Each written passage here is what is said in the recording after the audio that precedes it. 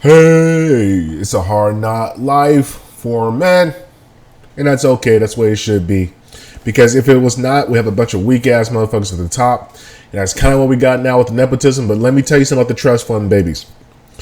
No matter what, the real and the cream rise to the top. So if you are persistent, if you are strong, if you are clever, and you manage to stay alive, you will find yourself winning at the end of life. Everybody else will fall by the wayside because life makes sure to teach you the fucking lessons one way or the other. Either an older guy is going to guide you and teach you, or life's going to kick your fucking ass and is going to teach you. So you choose the one you want. I preferably rather go with listening to the older guys that have already done what I did and know the pitfalls, so I can fucking avoid the pitfalls that are very obviously that you don't see, because a lot of times it's very hard to identify things that are going to go bad when you're in them. That requires a certain level of self-awareness and third-person viewing of oneself, which you typically don't get until you get a little bit older in life. But like most guys, we're stubborn, we're hard-headed, and we're going to go do what we want to do because we got pride, arrogance, and ego, and all that pride, arrogance, and ego does is kicking your fucking ass and teach you the hard way. So let's get into it. So I had a realization. I had my old lady, we broke up, whatever the hell. And I'm looking back on the situation. I'm just like, how the fuck did this go bad? I thought I was doing all the right things. Where did I go bleeping wrong? Because the way I look at relationships, I don't care what the woman does. At the end of the day, the relationship falls upon you as the man. Everything is your fault. Everything. I don't care what anybody else tells you. Everything is your fault. Because you know why? If everything is your fault, when it's all going good, you can take all the credit. And if it all goes bad, well, then you take the blame. You know, you can fix something with yourself so you don't have that same problem again. But a lot of guys try to put other blames, like there was some other guy and then she was doing this and she was like, bro, at the end of the day, anything that goes bad in a relationship, because once again, a relationship works like this. I'm choosing to be with you and you're choosing to be with me. And at any point in time, if I do not think this relationship is conducive to my well-being, I would choose to disassociate from you. But most guys don't understand that power. Everybody talks about we are together. No, there is no we. There's me choosing to be with you and you choosing to be with me. But besides the point, I go back to the drawing board. I start thinking, okay, where did it go wrong? What happened? Where did I mess up? So forth and so forth. And I had a realization. I said I had to teach this young lady a bunch of things. But what I realized and where I messed up along the way was not realizing how much stuff and wisdom and knowledge I had accumulated over my lifespan. I didn't realize that most girls, when they come to a relationship, they don't have much of a skill set. Like, if you think about it like an army, if you're a guy that can take care of himself, you got a job and you're kind of like running a one-man operation, you are essentially classified like an army. You'll be an E4. Most girls, when they're coming in, have no rank. And from what I know in boot camp, and what I understand what they do in teaching in boot camp, is essentially they teach you how to stand, how to walk, how to sleep, how to eat correctly, how to salute, how to address your superiors, how to talk to your inferiors, and what to do throughout the day and how to tell time. They teach you everything from the ground up because they assume that you know nothing. And see, when it comes to a relationship, you have to realize your girl knows nothing about relationships besides the relationship she's been with other guys. But here's the issue. Here's the fucking issue. This is what I realized. Most of these guys out here are not teaching their girls anything. We got a bunch of fucking dudes. They're essentially listening to their girl give all the directions about the relationship. So essentially you got the blind leading the blind. So you got women who don't know shit about relationships directing men who don't know shit about directions either. And so what happens is your woman thinks she knows more about relationships than you do. And you understand relationships because as a man, especially if you're listening to my channel and you're watching, chances are the first relationship that you have is the relationship with yourself as a man. And this is where it goes down to my junkyard analogy. So as a man, when you get born into this world, you ain't got shit but your fucking labor, your balls, and your word. That's the only three fucking things that you have. Balls, labor, words. So if you got balls, labor, and words, What can you do with those things? Well, let me tell you, the first thing as a man is you can negotiate with nothing. You can have not a dollar in your pocket. You always have a room to negotiate. So if you're in a scrapyard, you look around the scrapyard, you say, what the fuck is all this scrap shit? This is terrible, but I got food, I got water, whatever. I'll be able to survive. But eventually you get tired, walk around the scrapyard. You say, no, let me go to the city. So you get up, you walk with your dirty shoes, your dirty clothes, smelling bad, looking all dirty. You walk to the city and you see all these fucking bells and whistles and lights and all these things. And you're like, I want these things. I want these things. And you go in and you say, mister, can I get that thing? And the guy's going to look at you and say, you got any money? You're going to say, no, what's money? Get the fuck out of here. And so they kick you out. So you do that to a couple different places and you kind of realize, oh man, I don't have anything. So what do? You walk back to the scrapyard if you're intelligent. Because you're like, at least I got food, water, to bed at the scrapyard. Usually at the scrapyard, there's usually an old timer there. And this old timer owns the scrapyard. Now the old timer is old. And what you need to understand about old people is old people are willing to pay you to do things for them. Because a lot of times when you get older, you just can't do as many things as you once did. You have to basically give out the labor of other things. You got to delegate your task so you can take up the more important task. And this gets to my next step. So one of the things that you're going to notice as you're walking back is these things called a car. And so you're going to notice all these different cars driving past you. You'll look to yourself, you said, man, if I only had a car, I'll be able to do so many more things because it wouldn't be so hard to get back and forth to the city. And so you get back to the scrapyard, you ask the old man, any way I can get a car? I would love to have a car. And the old man's going to look at you and say, well, I don't have a car, but I can teach you how to build one. You need some tires. And so as a young man, you're going to go and ask, you say, well, what can I do to get some tires? He says, okay, you see that big ass pile over there, that big junk pile? Go separate that into things that look the same. And if you notice about any job that you first get, one of the first things that they have you in an entry level position, one of the first things that you do is inventory.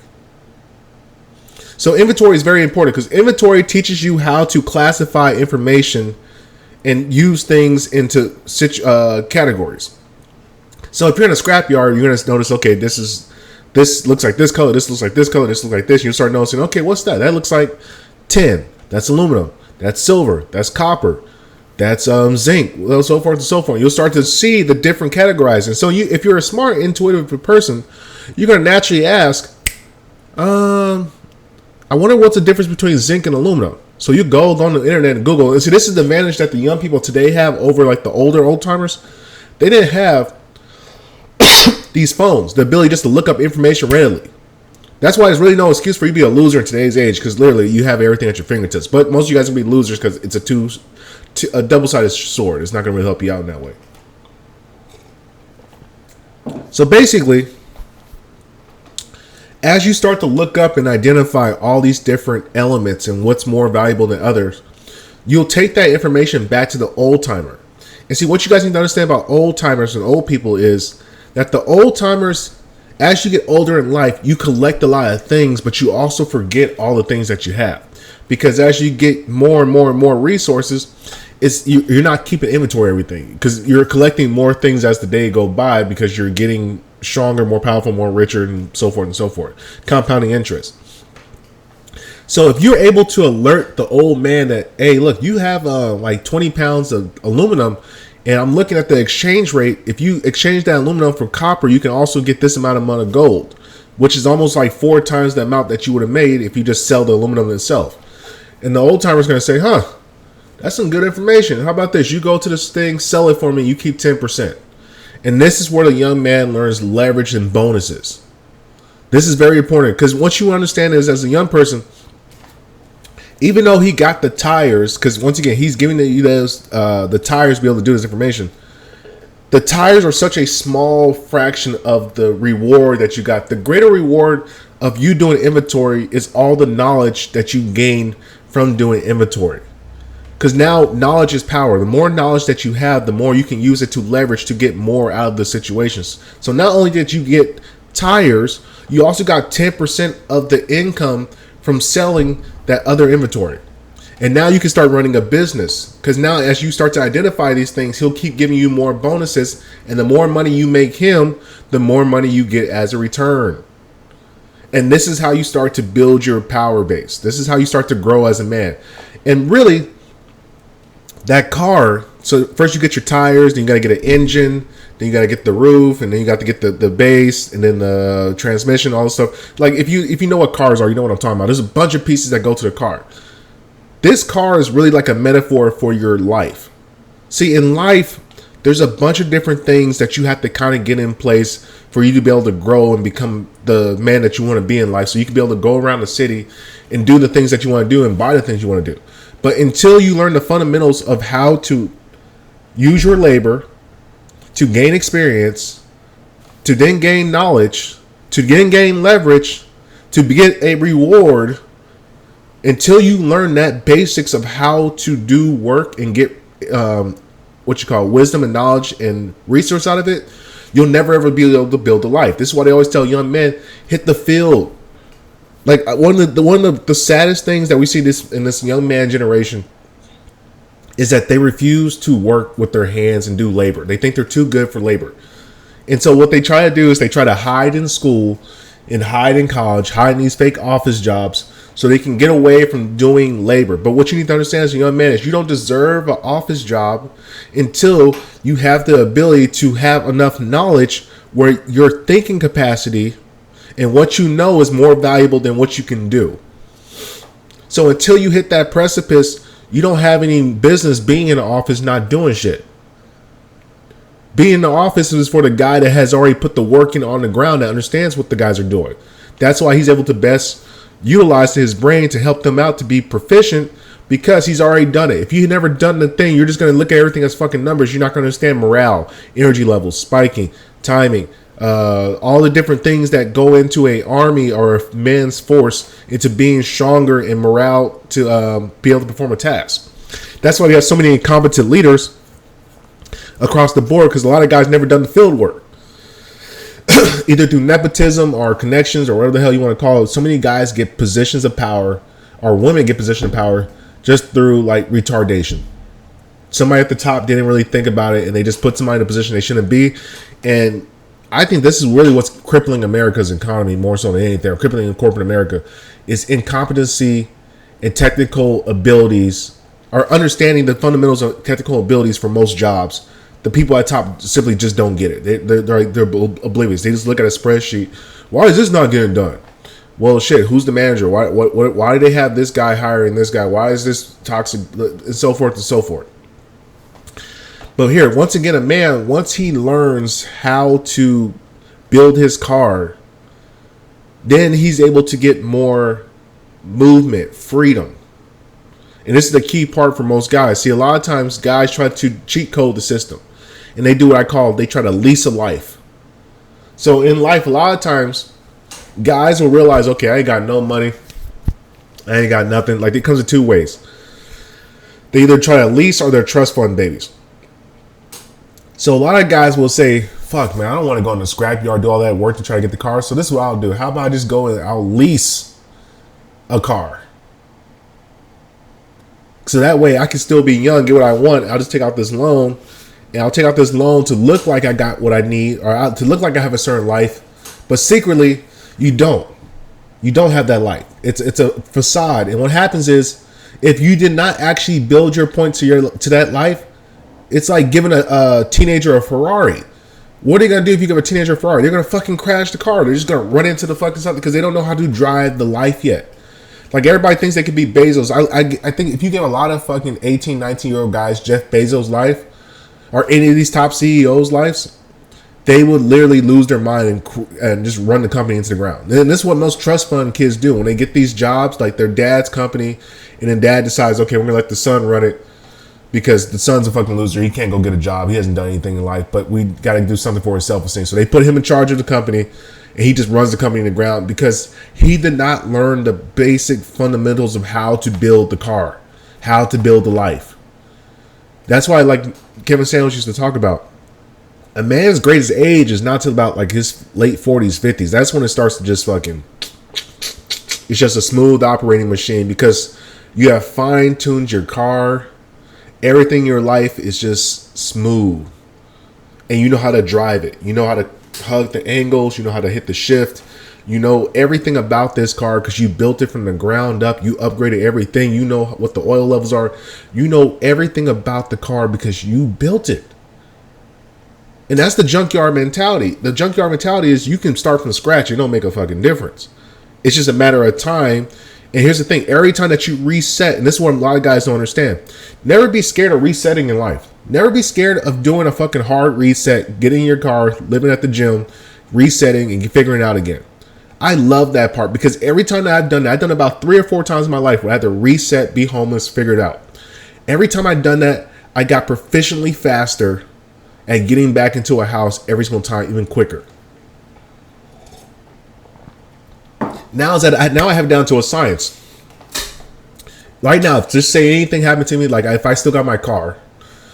If I got my car and say I got kicked out of my apartment, everything out, first thing I do, okay, everything goes in storage, gym pass, library, and go find a daytime job or do my business. And repeat the cycle every fucking day and save the money up until I get to a certain point of money where I can put a down payment for an apartment. It might take me 2 months, if that. And now that I have a business where I can just fucking roam around and I can keep making money all day, it's not like I have to do a job and hope for a paycheck. I can fuck around and make 4,000 or 5,000, be able to get an apartment that next month. It wouldn't make a difference. And so I think that's what a lot of guys are scared of because they're scared to sacrifice and lose all of it. As a man, you have to understand, you are not your possessions. Your possessions are not you. The man makes the suit, not the suit makes the man. And that's the junkyard mentality. You can start from nothing because all the knowledge you have. So like every time you restart, you already have the knowledge beforehand. So you already know what to do, how to get to it. And then you can do it even faster and be able to leverage even more for it because now you're not getting the initial learning experience. You already know, okay, well, gold is going to be this much. So how about if I ask them, can I keep? Because now you start to learn how to make deals. You start to say, well, shit, silver is this much. If I can ask them, like, okay, instead of paying me 10%, let me keep 5% of the gold or whatever the fuck, or silver, and then I can hold it for about 2 or 3 months because it's looking like gold and silver is going to have a higher exchange in about a year or so, which means I'm going to have more. So now you understand how time works, and that's how the game works. So next video, I'm going to talk about why my relationship went bad because I forgot to teach my girl how to build a car. And that's the big problem that most of us make as men. We never teach our girls how to build their own car. But you guys will get to that one next.